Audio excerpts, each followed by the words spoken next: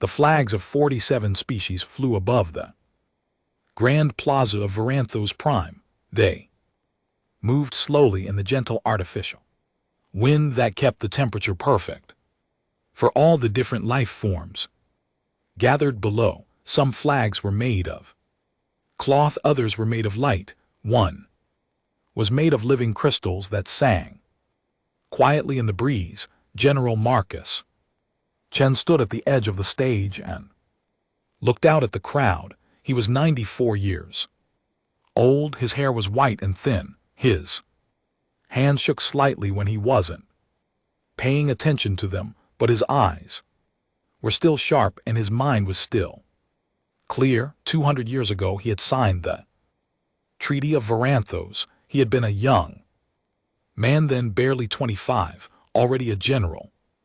Because the war had killed so many officers that youth no longer mattered. Only survival mattered, only victory.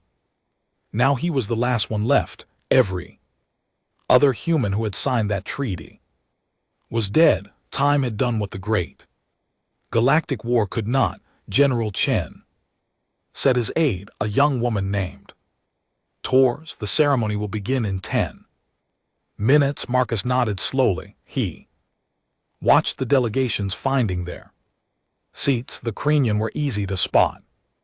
They were tall beings with fur, arms, and skin that shifted colors based on their emotions. Right now their skin was a calm blue. 200 years ago it had been the red of rage and hatred. The Krenian had been humanity's greatest enemy. Now the Krenian High Matriarch was walking toward him with something that looked very much like a smile on her alien face. Old friend, she said. Her voice was like water flowing over stones. You look tired. I am tired. Vithara, Marcus replied.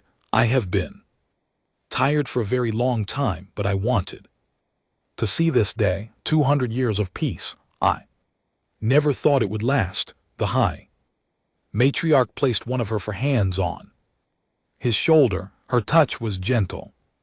Despite the strength Marcus knew those arms possessed, he had seen Kreni warriors tear through steel doors during the war. It lasted because you made it last, Vithara said. You and my grandmother, you showed everyone that enemies could become friends. Marcus shook his head. Your grandmother did the hard work. I just tried not to ruin what she built. The crowd was settling into their seats now. Marcus could see representatives from species he had fought against and species he had fought beside. The insectoid clicked their mandibles in their version of polite applause. The silicon-based Korth glowed with soft inner light. The Psychikori sat perfectly still, their large dark eyes taking in everything. And in the back, Marcus noticed the Velry delegation. They were a proud species. They stood upright on two legs like humans, but their skin was covered in fine scales that shimmered green and gold. Their faces were sharp, almost bird-like, with eyes that never seemed to blink. During the Great War, the Valkyrie had remained neutral. They had sold weapons to both sides and grown rich from the suffering of others. In the 2 centuries since, they had become one of the most powerful species in the galaxy. They had built a great fleet. They had expanded their territory, and they had never hidden their resentment of humanity's influence. Marcus watched the Velry ambassador take his seat. The ambassador did not look happy to be here. The ceremony began with music. Each species contributed a piece of their culture to the celebration. The humans offered a symphony that had been composed specifically for this day.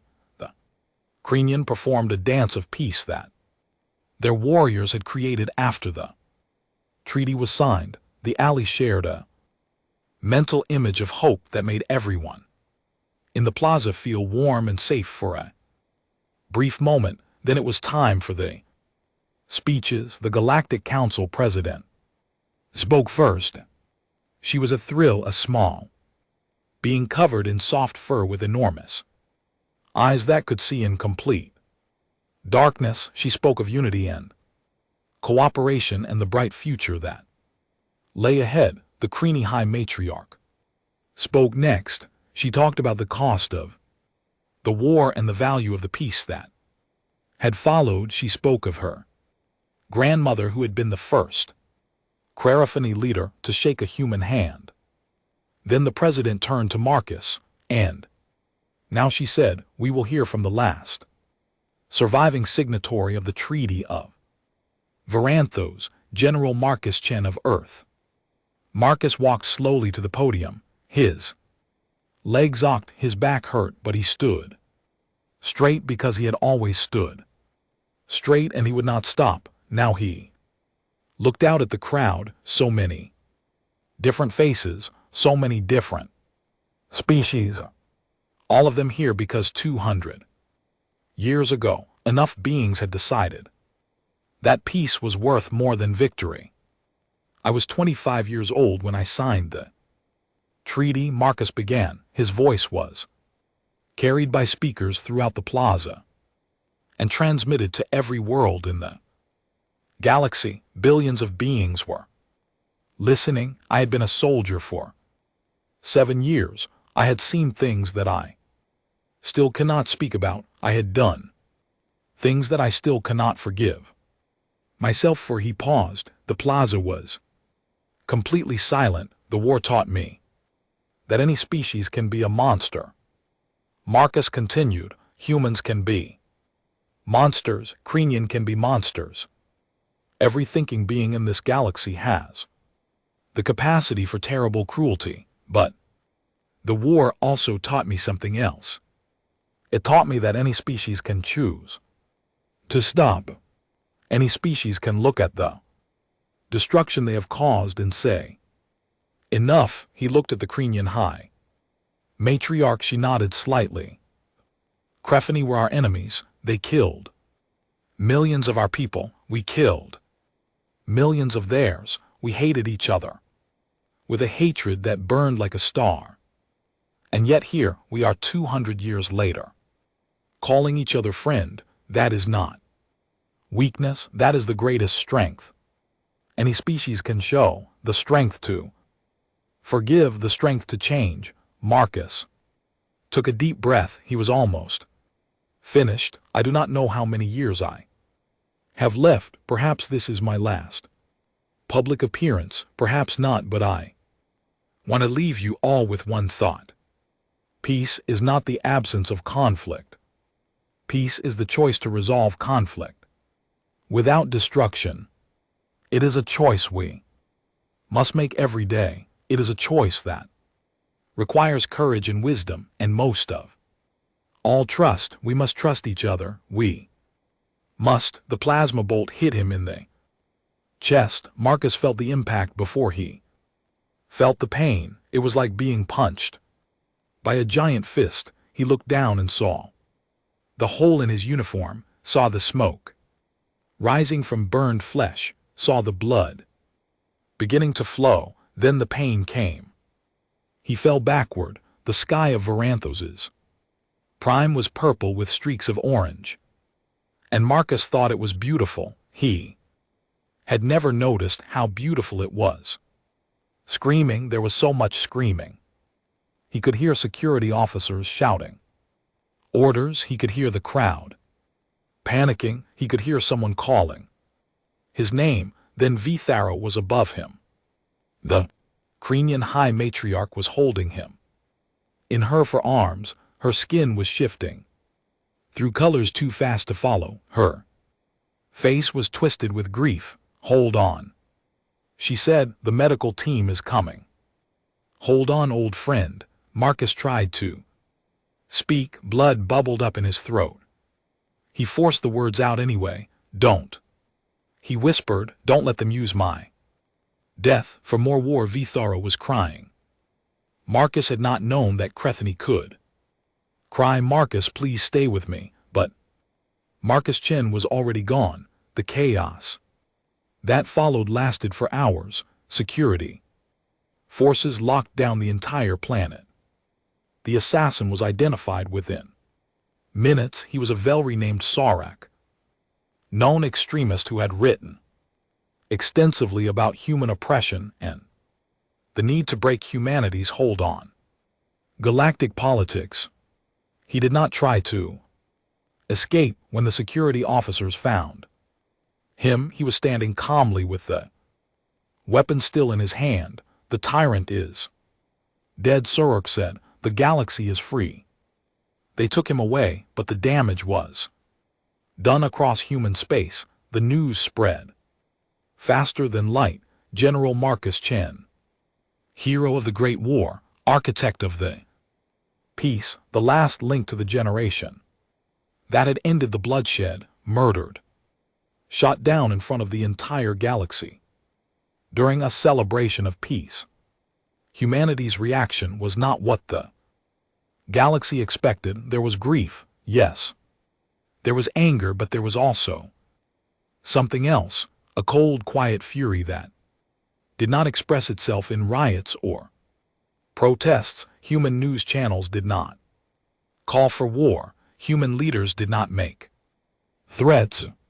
Instead, there was a strange silence, as if humanity was holding its breath. On Earth, the Global Council met in emergency session. The discussion lasted for 6 hours. At the end, the council president issued a single statement: "We call upon the Velry Parliament to condemn this act of murder and to cooperate fully with the investigation. We expect a response within 24 hours. The Velry response came in 12. It was not what humanity wanted to hear. The Velry Parliament released an official statement calling General Chen a symbol of human dominance and oppression. They described the assassination as an unfortunate but understandable reaction to centuries of human interference in galactic affairs.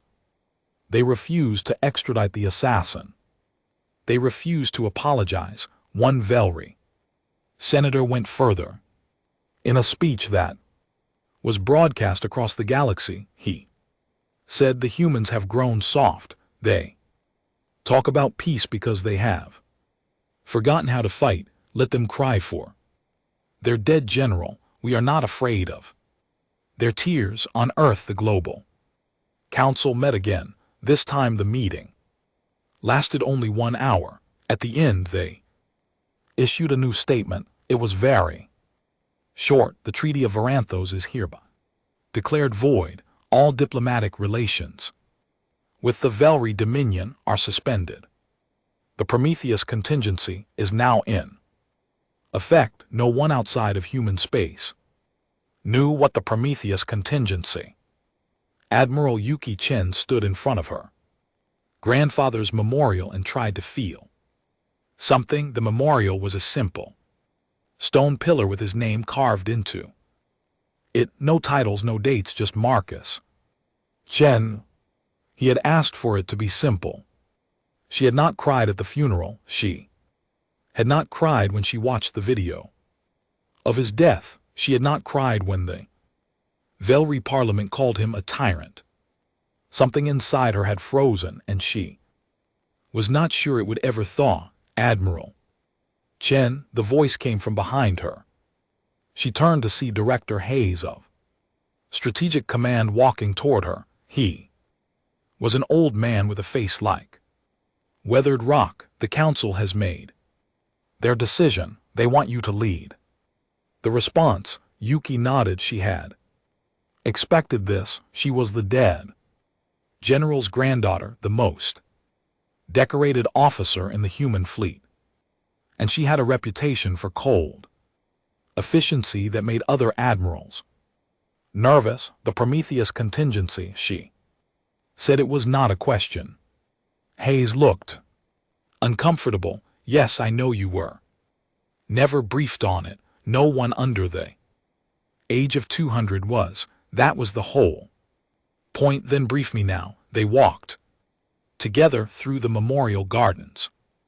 The sky above Earth was blue and peaceful. Birds sang in the trees. It was hard to believe that somewhere out there an alien species was celebrating her grandfather's murder. Hayes spoke quietly. After the Great War, the survivors faced a problem. Humanity had won, but the cost was significant, not just in lives, in souls. The things we did to win that war. He stopped and shook his head. Let me start from the beginning. They sat down on a bench overlooking a small lake. Ducks floated on the water. Children played on the shore. Normal life continuing as if nothing had changed. Humanity was losing the war. Hayes said the Crethani and their allies had better ships, better weapons, more soldiers. We fought bravely, but we were being pushed back on every front. Then something changed. Our researchers made a series of breakthroughs, not in weapons, in understanding of what? Of how alien minds work, of how to break them without firing a shot. Hayes looked at the lake, but his eyes were seeing something far away. We developed psychological warfare techniques that no species had ever imagined. We learned how to turn entire populations against their governments. We learned how to predict enemy movements with perfect accuracy. We learned how to make our enemies see things that were not there and doubt things that were. Yuki felt a chill despite the warm sun. We drove them insane. Some of them, yes, others simply gave up. They stopped fighting because they no longer believed fighting could save them. We broke the will of 17 species in 3 years. The Cranian surrendered because they realized that if they continued the war, they would not just lose their fleet, they would lose their minds. The ducks on the lake quacked peacefully. Yuki watched them and tried to process what she was hearing. Why don't I know any of this? She asked. Why doesn't anyone know? Because your grandfather and the other survivors decided that humanity should forget. Hayes turned to face her. They understood that what we had learned was too dangerous. If humans remembered how to break other species, we would never be trusted again. Worse, we would be tempted to use those techniques whenever we faced a problem. We would become monsters permanently, not just in wartime. So they sealed the knowledge away. More than sealed, they created the Prometheus contingency, a protocol for suppressing the memory of what we learned. Veterans who knew the techniques were given the choice to undergo memory modification or to have their knowledge locked in secure vaults. Educational materials were destroyed. Historical records were edited. Within a generation, almost no one remembered what humanity had truly done during the war. Yuki stood up and walked to the edge of the lake. Her reflection stared back at her. She looked calm. She did not feel calm. And now you want to bring it all back. The council believes we have no choice. The Velry have made their intentions clear. They see humanity as weak. They think we've forgotten how to fight. They're partially right. We have forgotten, but we left ourselves a way to remember. The veterans, Yuki said, the ones who chose to keep their memories locked away instead of erased. There are still a few dozen left, the oldest humans in existence, most of them over 100 years old. They carry the knowledge in their minds, sealed behind psychological barriers. Those barriers can be unlocked. Yuki turned back to face Hayes. You want me to ask old men and women to remember the worst things they ever did? Yes, and then use that knowledge to do it again. Yes, Yuki was silent for a long moment. Then she said, "Take me to my grandfather's archives." The archives were buried deep beneath Earth's surface, in a facility that did not appear on any map. Yuki had to pass through 7 security checkpoints, each one more intense than the last. By the time she reached the final door, she had been scanned, questioned, and verified by methods she did not fully understand. The room beyond was small and plain. Single chair faced a single screen. Nothing else. "Your grandfather left these recordings for you," he said from the doorway. "He made them before he underwent memory modification. He wanted his descendants to understand if the time ever came." "Leave me," Yuki said. Hayes left. The door closed behind him. Yuki sat in the chair and touched the screen. Her grandfather's face appeared.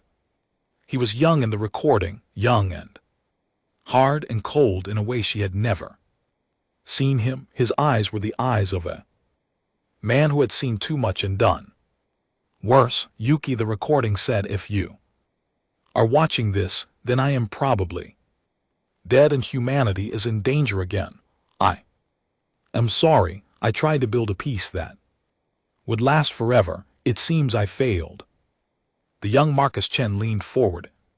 "The recording, I need to tell you what we did, what I did, and then you will have to decide whether humanity should do it again." For the next 3 hours, Yuki watched her grandfather confess. She watched him describe techniques of psychological manipulation that made her sick.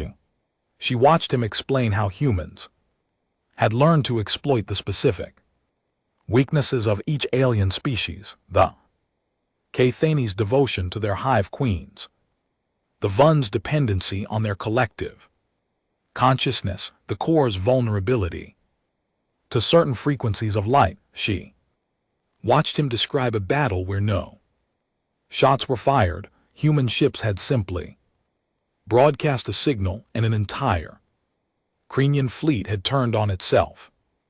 Warriors who had served together for decades suddenly saw each other as enemies. The screaming had lasted for hours. She watched him weep as he described finding a Kreni child among the wreckage. The child had been trying to wake its dead mother, and Marcus had realized that he was the monster that child would have nightmares about for the rest of its life. "I spent the rest of my life trying to make up for what we did," the recording said. "I dedicated myself to peace because I knew what we were capable of in war, not just capable of what we had already done. The galaxy forgave us because they believed we had changed, and we did change, but we never stopped being what we were. We just forgot." The recording paused. Young Marcus seemed to look directly at Yuki through the screen. "If you are watching this, then someone has made us remember. Someone has decided that what we are is more important than what we pretend to be." Maybe they are right. Maybe the threat is real enough to justify unleashing us again, but I want you to understand the cost. Every person who remembers will carry those memories forever. They will know what they are capable of. They will have to live with that knowledge. Young Marcus leaned back. "I left the choice to you, Yuki. Not because I think you will make the right decision. There is no right decision. I left it to you because you are my blood and I trust you to understand what is truly at stake, not just human lives, human souls."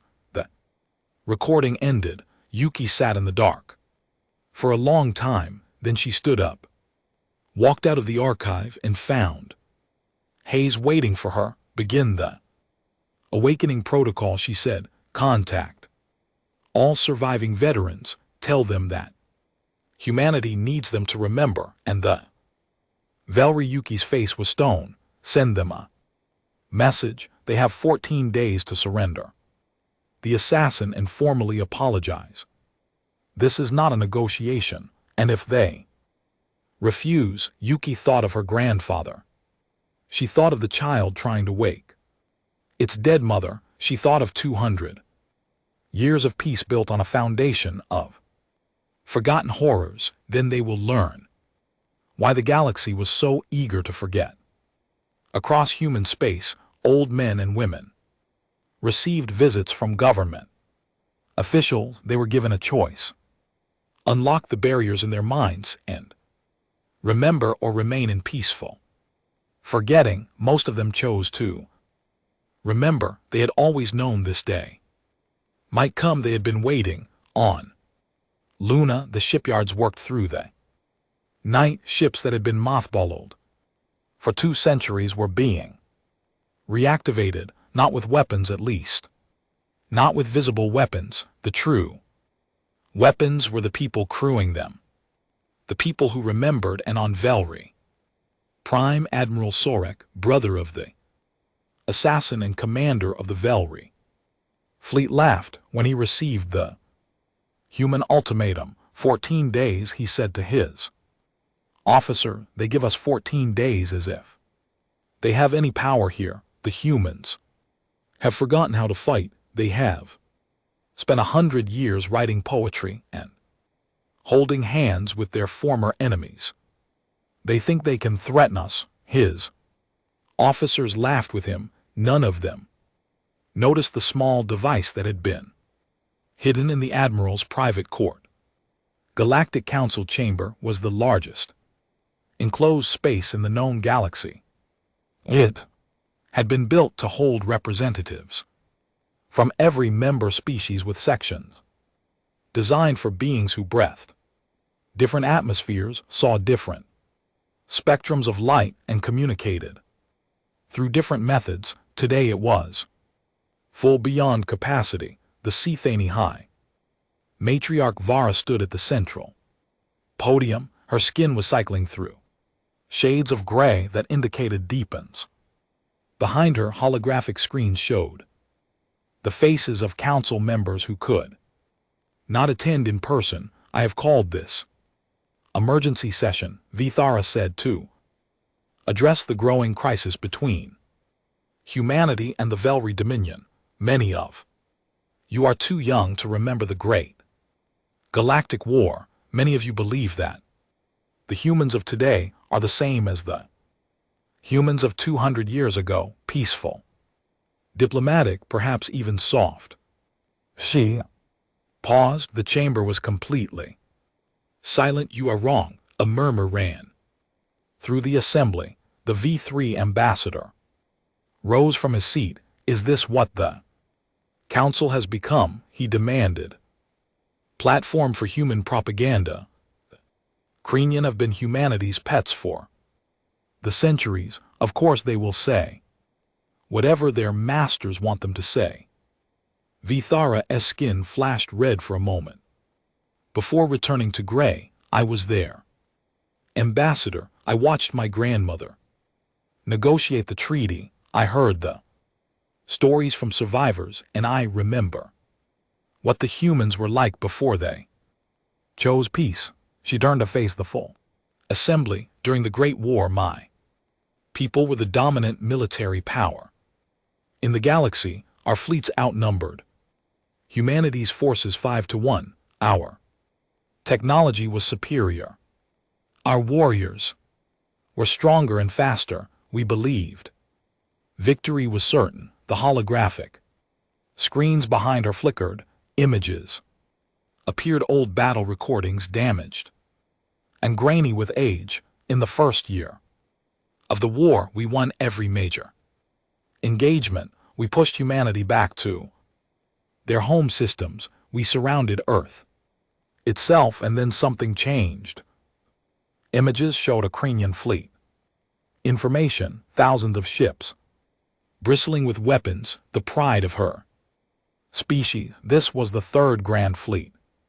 40,000 ships, 3 million warriors. They were sent to destroy Earth's orbital defenses and end the war. The image changed. Now it showed the same fleet in chaos. Ships were firing on each other.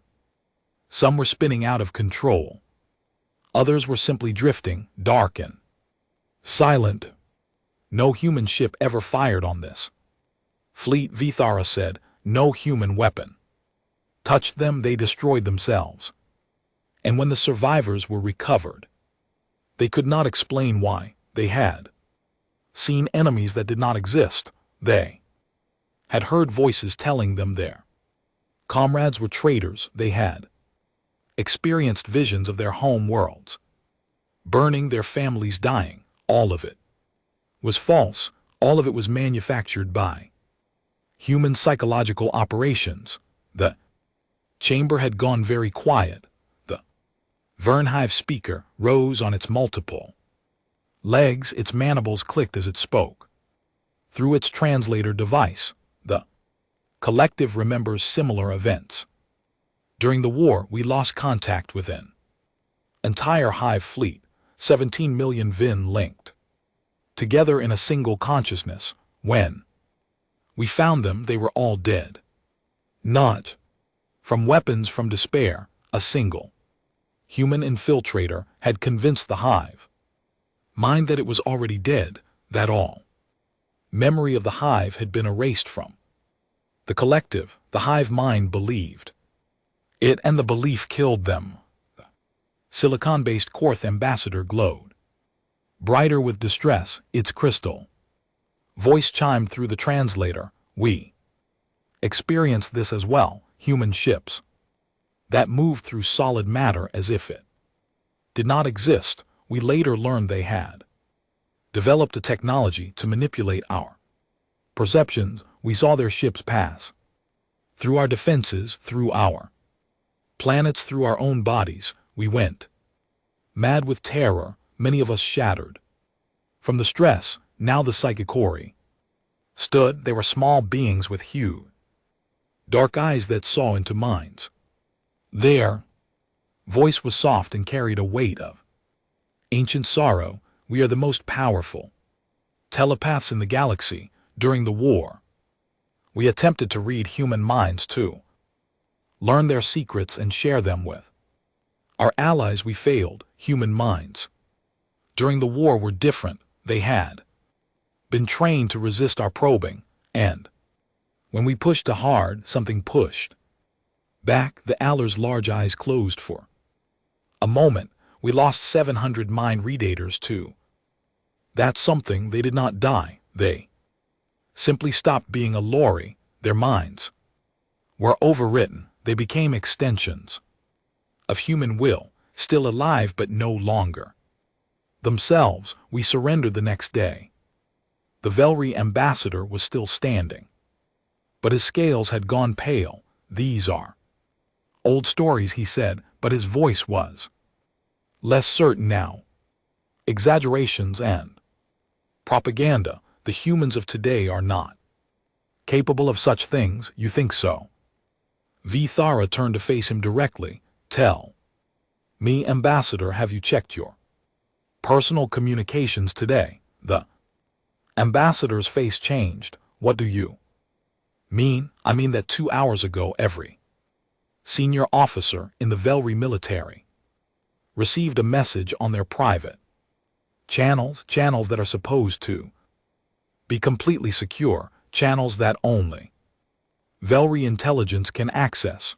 The ambassador pulled out his personal device. His hands were shaking as he accessed his messages. Vithara continued, speaking to the assembly. The humans sent each officer a file.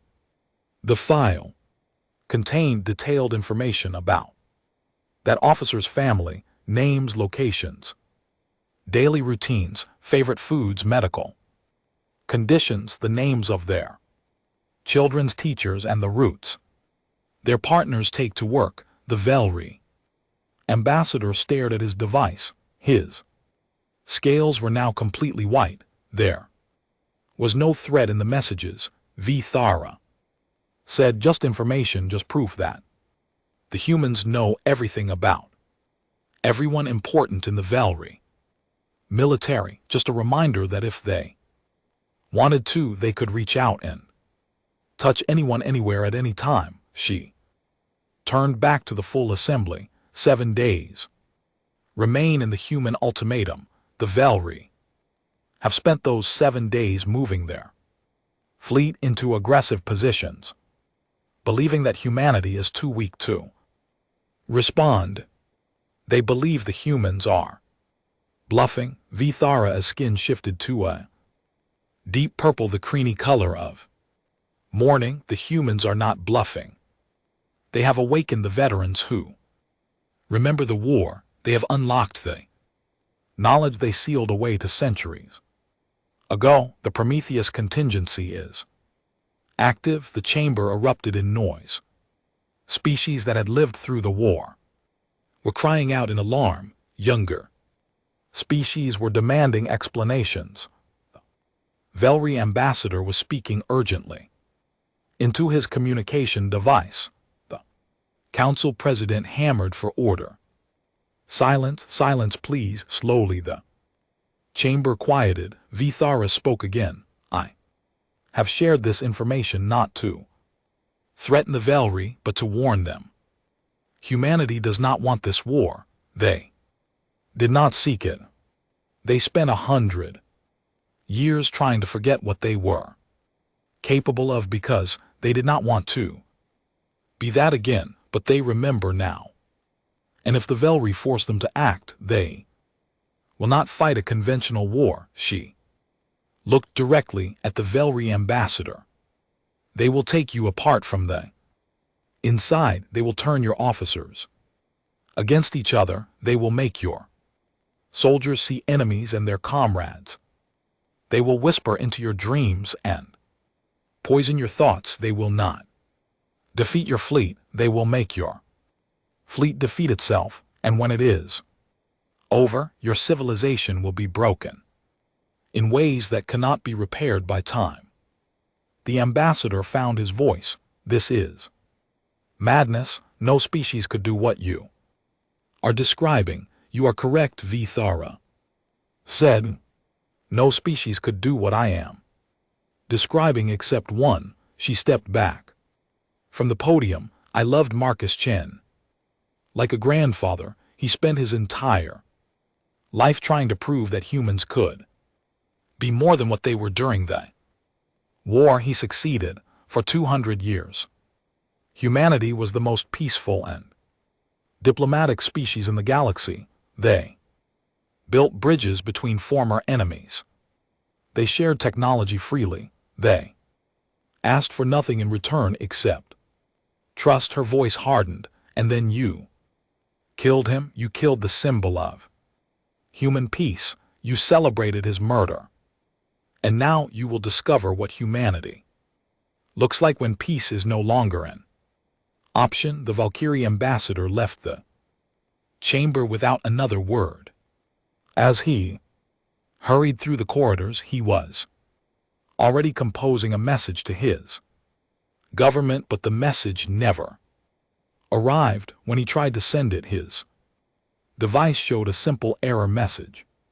Transmission blocked, and then his screen displayed a new message. It was from Admiral Yuki Chen. It contained only 5 words. 7 days remain. Choose wisely. On Valkyrie Prime, the Parliament was meeting in secret session. The information about the compromised military communications had caused panic. The defense minister was demanding to know how human intelligence had penetrated their most secure systems. No one had an answer. We should negotiate, said the foreign minister.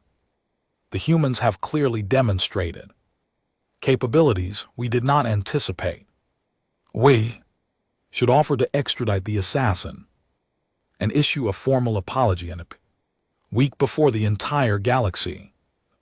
Defense minister slammed his hand on the table. We are the Valkyrie Dominion. We do not bow to human threats. Chancellor raised his hand for silence. What of our fleet? Can we launch a Preemptive strike before the human.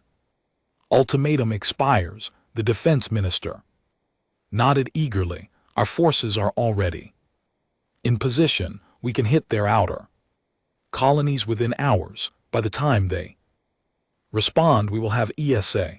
Admiral Yuki Chen sat alone in her quarters on the command ship. Remembrance, the name had been chosen deliberately. The ship had been built during the Great War and mothballed immediately after the treaty was signed. It had never fired a shot in anger. Now it was awake again, staffed by a crew that included 17 veterans who remembered she was reading reports. Valkyrie had not accepted the ultimatum. They had not apologized. Instead, they had moved their fleet into attack formation. Their government was in chaos, split between those who wanted to negotiate and those who still believed humanity could be defeated. The hardliners had won. 48 hours ago, the Valkyrie had launched a surprise attack on 3 human colony worlds. Yuki looked at the casualty reports. 2,000 civilians dead, another 10,000 injured. Cities burned, children orphaned. She felt nothing. That emptiness frightened her more than the casualties. A chime at her door. Enter, she said. Captain R. Vance walked in. She was one of the 17 veterans, 234 years old, but appearing no older than 50, thanks to life extension technology. Her eyes were the oldest thing about her. The operation is complete, Vance said. All 3 Valkyrie attack groups have been neutralized. Casualties on our side, none on theirs. Vance hesitated. It's hard to count, Admiral. Most of them are still alive. They're just not fighting anymore. Yuki nodded. She had seen the preliminary reports. The V3 ships had turned on each other within hours of engaging human forces. Crews had mutinied against officers. Officers had shot each other. Some ships had simply stopped responding to commands. Their crews locked in cabins, refusing to come out. How did we do it? Yuki asked. Vance sat down without being invited. That was a veteran's privilege. Apparently, we used the old techniques, updated for modern communications, but the principles are the same. She was quiet for a moment. We identified stress points in their command structure. Personal rivalries, old grudges, hidden resentments. Then we amplified them. We sent messages that appeared to come from trusted sources suggesting betrayal. We manipulated sensor readings so that commanders saw their allies moving into attack positions. We fed false intelligence that made everyone suspicious of everyone else, and they believed it. People believe what they fear. The Velry have been living in a culture of competition and suspicion for centuries. We just turned up the volume. Yuki looked at the report again. 3 entire battle groups, thousands of ships, neutralized without a single human shot being fired. This is wrong, she said. Quietly, Vance raised an eyebrow. Admiral, what we're doing, it's wrong. We're not defeating an enemy. We're breaking minds. We're turning people into weapons against themselves. This isn't war, it's torture. Vance's expression didn't change. Your grandfather said the same thing during the Great War. He said it every day for the last 3 years of the conflict, and yet he kept doing it because the alternative was extinction. The Krenian would have destroyed Earth. They would have killed every human in the galaxy. Your grandfather chose to become a monster so that humanity could survive. Vance leaned forward. The question you have to ask yourself, Admiral, is whether this threat justifies the same choice. Yuki was silent for a long moment, then she said, no, no, the Velry are not the Kreenyan. They don't want to exterminate humanity. They want power, influence. They killed my grandfather because he was a symbol, not because they have some deep hatred of our species. They killed 2,000 civilians in their attack, and we have broken 3 battle groups in response. Thousands of Velry soldiers are currently experiencing psychological trauma that will last for the rest of their lives. Some of them will never recover. Yuki stood up. The message has been sent. They know what we can do now. How we offer them a way out. Vance shook her head. The council authorized full operations. They want the Velry military completely neutralized. The council is not here. I am. Yuki walked to the window. Outside, stars gleamed against the black velvet of space. My grandfather spent his life trying to prove that we could be better than what we were during the war. I will not throw that away because I'm angry, even after what they did to him. Yuki's hands clenched into fists, especially after what they did to him. His last words were a plea not to use his death as an excuse for more war. I will honor that. She turned back to face Vance. Contact the Velry government, not the military. The civilian leadership. Tell them we are willing to negotiate. The terms are unchanged. Surrender the assassin. Formal apology. Reparations for the colonies they attacked, but we will not occupy their space. We will not dismantle their fleet. We will give them a chance to end this with some dignity. Vance studied her for a long moment, and if they refuse, then we continue, but we make the offer first. Vance stood and saluted. It was an old-fashioned gesture, something from the Great War era. Your grandfather would be proud, Admiral. After Vance left, Yuki sat back down and stared at the wall. She thought about what she had seen in the archives, the recordings of her grandfather's confessions, the descriptions of what humanity had done. She thought about one recording in particular, an old veteran named Henrik, over to 150 years old, being interviewed about the awakening protocol.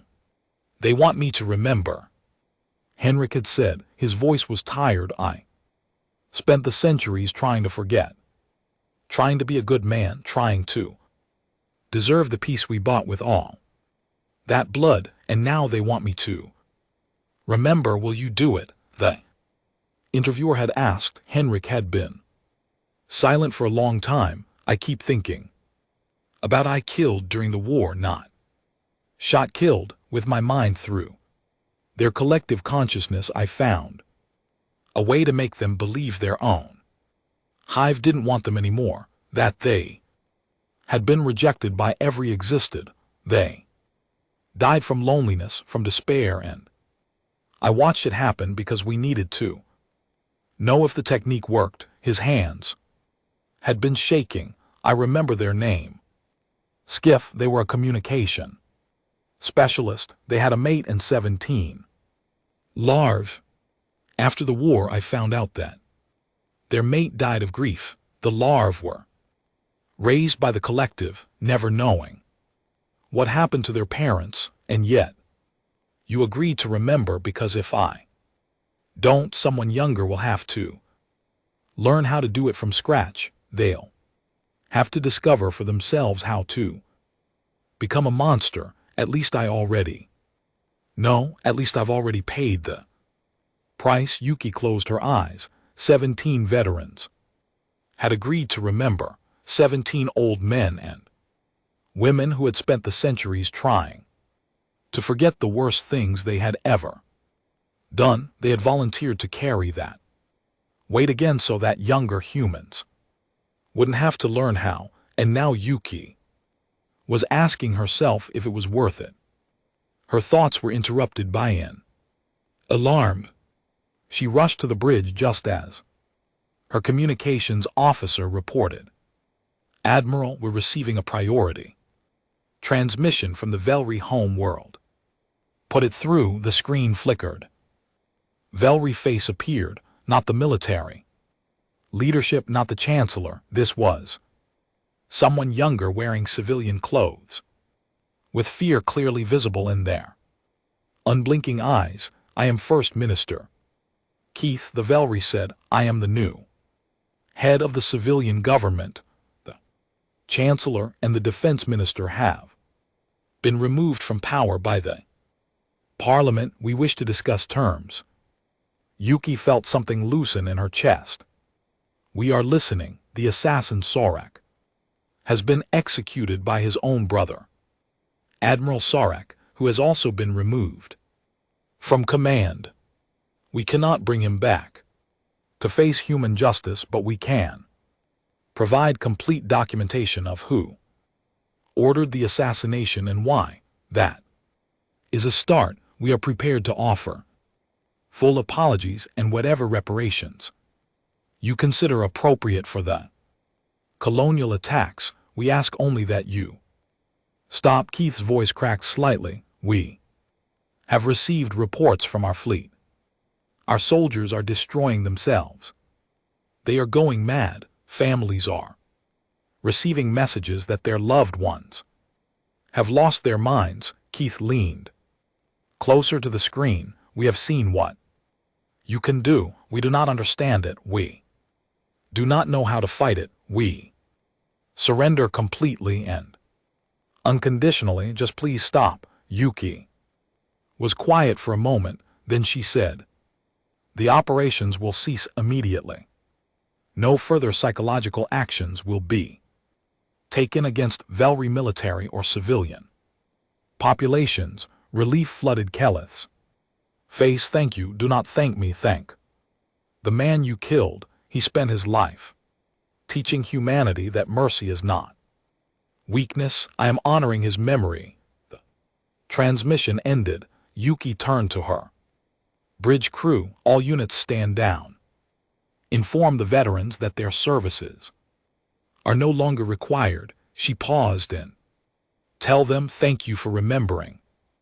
The crew passed the orders across human space. Old men and women who had awakened to fight received word that the fight was over. Some of them wept with relief. Some of them simply nodded and began the long process of trying to forget again. And on the command ship Remembrance, Admiral Yuki-chen sat in her grandfather's chair and wondered if she had made the right choice. The war, if it could be called, that had lasted 12 days, now came the harder part. Finding a way forward that didn't require humanity to be monsters again. 1 year had passed since the assassination of General Marcus Chen. The Galactic Council chamber was full. Again, this time the mood was different. There was no fear in the air. No tension between species. Representatives sat together in mixed groups, talking quietly among themselves. As they waited for the ceremony to begin, Admiral Yuki-chen stood at the central podium. She wore a simple dress, uniform without medals or decorations. Behind her, holographic screens showed scenes from across the galaxy. Velry, cities being rebuilt, human and V3. Workers laboring side by side, children of both species playing together in newly constructed parks. 1 year ago, Yuki began. My grandfather was murdered. His death could have been the beginning of another great war. It nearly was. For 12 terrible days, humanity reverted to what we had been to centuries before. We became weapons again. We broke minds.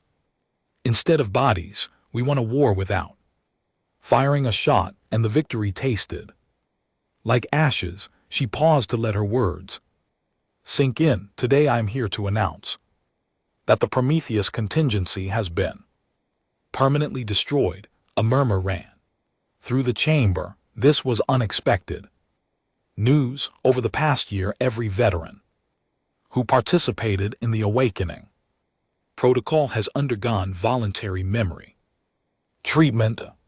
The techniques they remembered have been forgotten again. The archives containing the original research have been physically destroyed. The knowledge of how humanity won the Great War no longer exists anywhere in the galaxy. The Velry First Minister Keleth rose from his seat. Admiral Chen, the Velry Dominion is grateful for this gesture, but we must ask why your species spent centuries hiding this knowledge in case you needed it again. Why destroy it now? Yuki smiled. It was a sad smile, but genuine, because my grandfather was right. Power is not strength. The ability to destroy is not the same as the ability to lead. For 200 years, humanity tried to prove that we could be trusted, that we could be partners instead of conquerors, that we could help the galaxy grow instead of tearing it apart. She looked around the chamber at the faces of dozens of different species. The war we just fought almost destroyed all of that. We won, but we won by becoming what we had promised we would never be again. If we kept that knowledge, kept that option, we would always be tempted to use it. Every future conflict, every disagreement, every challenge, we would face the question, should we just break them? Yuki shook her head. No species should have that kind of power over other thinking beings. No species should want it. My grandfather understood this. He sealed the knowledge away because he hoped humanity would never need it. I am destroying it because I believe we should never use it, no matter what we need. The Seathani High Matriarch Vara stood. Her skin was a calm, peaceful blue. This is a great sacrifice, she said. The knowledge you are destroying was humanity's ultimate weapon. Without it, you are vulnerable in ways you were not before. Yes, Yuki agreed, we are, and that is exactly the point. She stepped forward closer to the assembled delegates. My grandfather taught me something important in the recordings he left behind. He said that the only way to build lasting peace is through trust, not through fear, not through power. Trust, and trust requires vulnerability. It requires the willingness to be heard. Yuki's voice grew stronger. By destroying the Prometheus archives, humanity is making a statement. We are choosing to be vulnerable.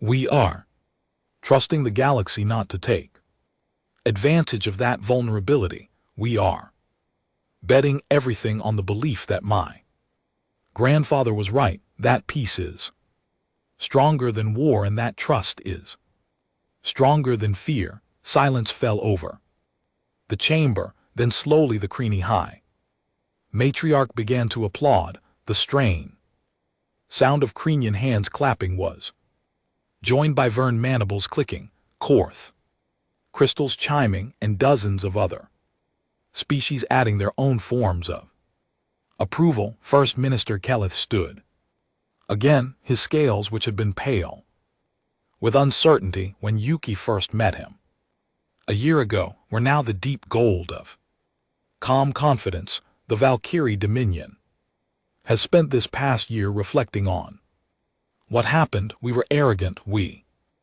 believed that humanity's peace was weakness. We thought we could take what we wanted without consequences. He bowed his head. We were wrong, not because humanity punished us, though they could have destroyed us completely and chose not to. We were wrong because peace is not the absence of strength. Peace is the presence of something stronger. The humans showed us that they could have broken us. they chose mercy instead. That choice was more powerful than any weapon. Keleth looked at Yuki. The Valkyrie Dominion formally requests admission to the new peace treaty. We wish to learn from humanity. We wish to understand how a species can possess such terrible power and still choose gentleness. Yuki nodded. Your request is accepted. Welcome to the new era. The ceremony continued with speeches from other species. The Krenians spoke of their long friendship with humanity and their hope for an even brighter future.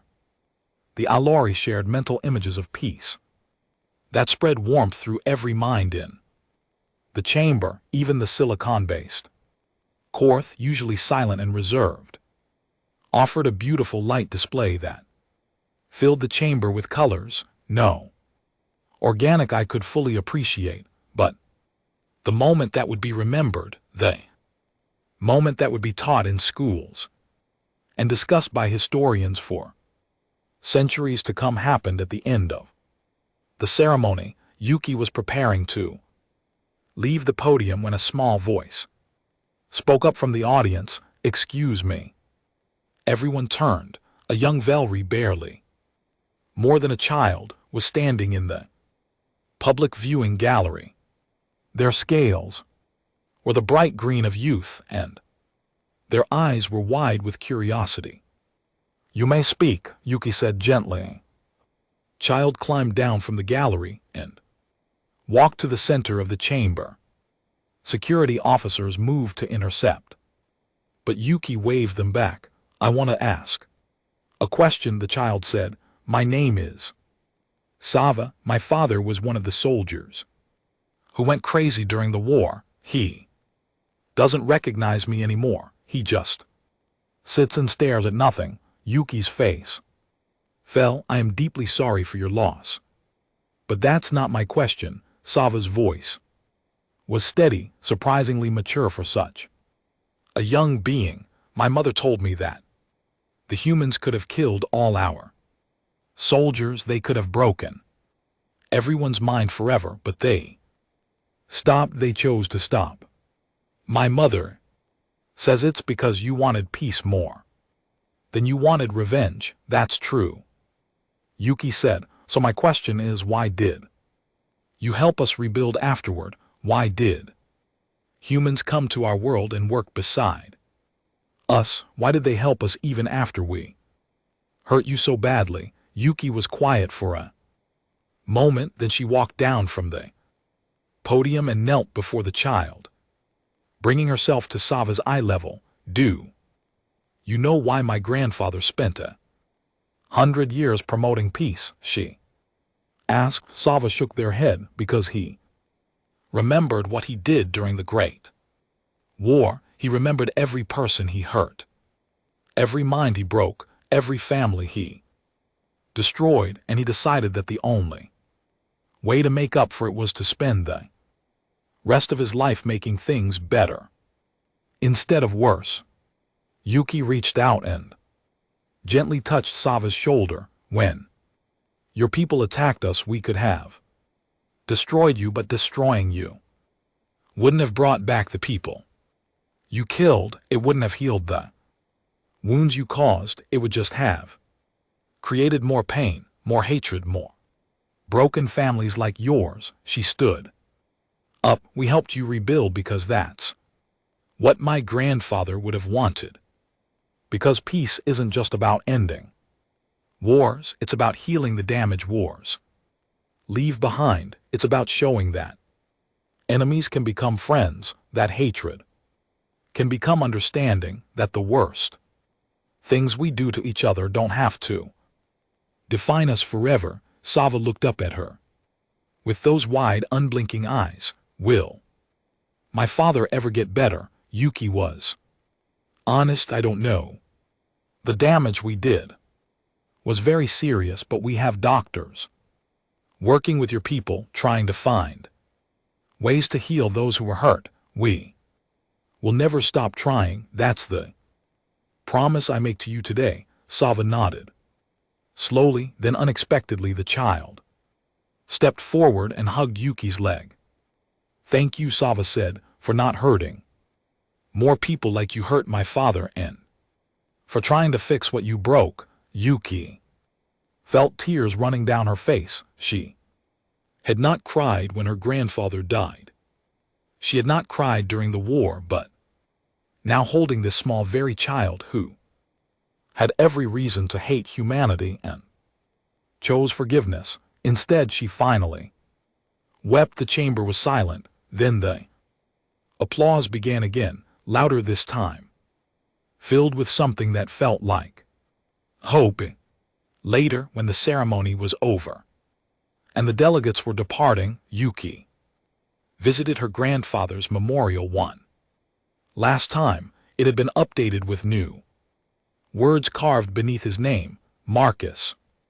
"Chenny taught us to forget, she taught us to forgive." Yuki stood before the memorial and spoke quietly as if her grandfather could hear. "I hope I made you proud, grandfather. I hope I did the right thing. We destroyed your archives. We erased the techniques you worked so hard to seal away. Now we can never use them again, no matter what happens." She touched the cold stone. "Some people think that makes us weak. They say we've given up our greatest weapon, but I don't think you would agree. I think you would say that our greatest weapon was never the ability to break minds. It was the ability to change them, to show the galaxy that there's a better way." She stepped back,